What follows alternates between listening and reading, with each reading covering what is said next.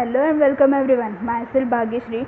Today we are going to continue our topic, that is simulation.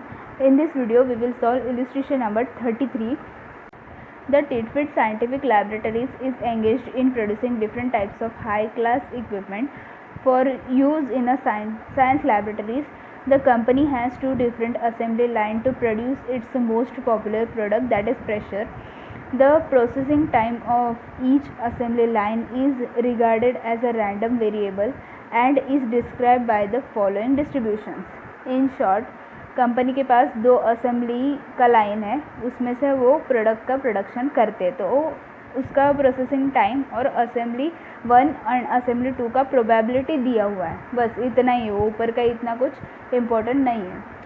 अभी using the following random numbers generate the data on the processing time for 15 units. ये important है क्योंकि हम लोग को 15 units का निकालने का है of the item and compute the expected process time of the product. For the purpose read the numbers vertically. इधर specifically बोला है कि ये random numbers vertically read करना है, horizontally नहीं करना है. इसके लिए हम लोग vertically लेंगे. बाकी सब क्वेश्चन में हम लोग ने रैंडम नंबर्स हॉरिजॉन्टली लिया था, इधर वर्टिकली लेंगे क्योंकि बोला है कि read the numbers vertically. Taking the first 2 digit for processing time of assembly 1 and last 2 digit for the processing time of assembly 2. इसका मतलब है पहले तो रीड ऐसे करना है हम लोग को, और पहले 2 नंबर मतलब first 2 number is for assembly 1 and another 2 numbers is for assembly 2. मतलब 41 is number for assembly 1 and 34 is for assembly 2. In the first stage we assign random numbers intervals to processing times on each assemblies. So this is the question. Let's see the answer. So answer के लिए हम लोग first table देखते हैं. उसमें assembly 1 का separate किया है हम लोग ने और असेंबली 2 का सेपरेट किया हुआ है. पहले तो हम लोग प्रोसेसिंग टाइम क्वेश्चन से कॉपी कर लेंगे, उसके बाद असेंबली 1 का प्रोबेबिलिटी और असेंबली 2 का प्रोबेबिलिटी कॉपी करेंगे. सो इधर हम लोग ने प्रोसेसिंग टाइम एंड असेंबली 1 का प्रोबेबिलिटी, असेंबली 2 का प्रोबेबिलिटी कॉपी किया है. अभी हम लोग क्यूमुलेटिव प्रोबेबिलिटी निकालते हैं. सिंपल है, फर्स्ट प्रोबेबिलिटी वैसे ही आएगा.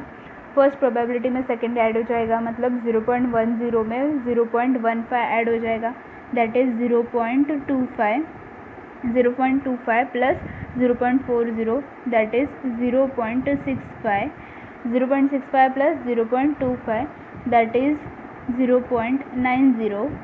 0.90 plus 0.10 that is 1. सो ये आपका क्यूमुलेटिव प्रोबेबिलिटी आ गया. अभी हम लोग रेंज निकालते हैं. रेंज का स्टार्टिंग हमेशा 0 से होता है और उसका एंडिंग 99 से होता है. सो 0 to 10 है, 10 में से 1 गया, दैट इज़ 9. 9 के आगे आता है 10. 25 में से 1 गया, दैट इज़ 24. 24 के आगे आता है 25. 65 में से 1 गया, दैट इज़ 64. 64 के आगे आता है 65. 90 में से 1 गया, दैट इज़ 89. 89 के आगे आता है 90 और रेंज का एंड हमेशा 99 से होता है.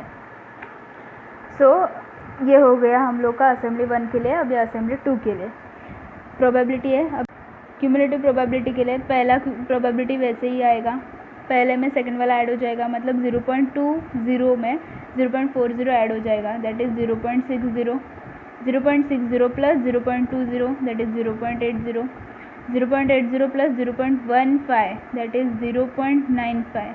0.95 प्लस 0.05 दैट इज़ 1. ये आपका हो गया क्यूमुलेटिव प्रोबेबिलिटी. अभी रेंज निकालेंगे. रेंज का स्टार्टिंग हमेशा 0 से होता है और उसका एंडिंग 99 से होता है. सो 0 to 20 में से 1 गया, दैट इज़ 19. 19 के आगे आता है 20. 60 में से 1 गया, दैट इज़ 59. 59 के आगे आता है 60. 80 में से 1 गया, दैट इज़ 79. 79 के आगे आता है 80.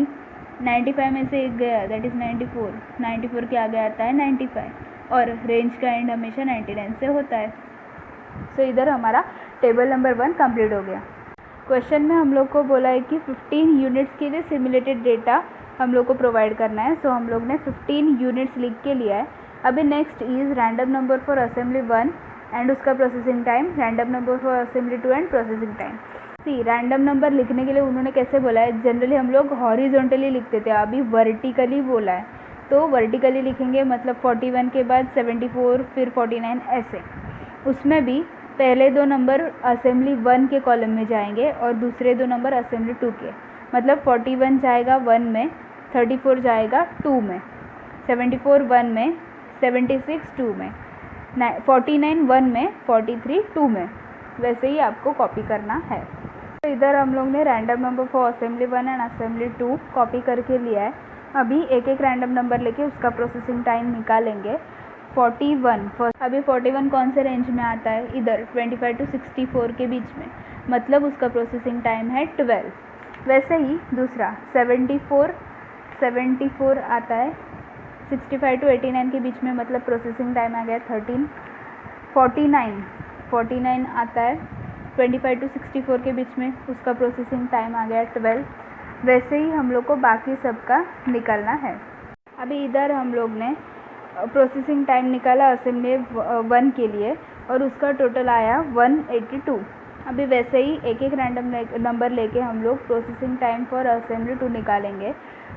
सो हियर हम लोग का प्रोसेसिंग टाइम फॉर असेंबली 2 आ गया है, उसका टोटल भी आ गया है 167। सो अभी ये जो टोटल कॉलम है वो हम लोग को बनाना है। Processing time for assembly 1 plus processing time for assembly 2, that is 12 plus 11, that is 23। वैसे ही 13 प्लस 12, दैट इज़ 25। ऐसे ही सेम वे में ये कॉलम फिल करना है और उसका टोटल निकालना है। सो इधर हम लोग का ये टोटल कॉलम रेडी है, उसका टोटल आया 349। तो अभी जो भी 3 क्वेश्चन हम लोग का आंसर करना है वो, मतलब average process time for assembly 1 का, असेंबली 2 का एंड फॉर ओवरऑल प्रोडक्ट, मतलब ये टोटल का, ये हम लोग को बताना है। सिंपल है। असेंबली 1 का टोटल कितना है? 182 डिवाइडेड बाय जो भी यूनिट्स है दैट इज़ 15। आंसर आएगा 12.13। वैसे असेंबली 2 का टोटल है 167 डिवाइडेड बाय यूनिट्स 15, आंसर आएगा 11.13। फॉर द प्रोडक्ट मतलब total 349 divided by units that is 23.26। अभी ये सब टाइम है ना, तो इसका मिनट्स में आ जाएगा।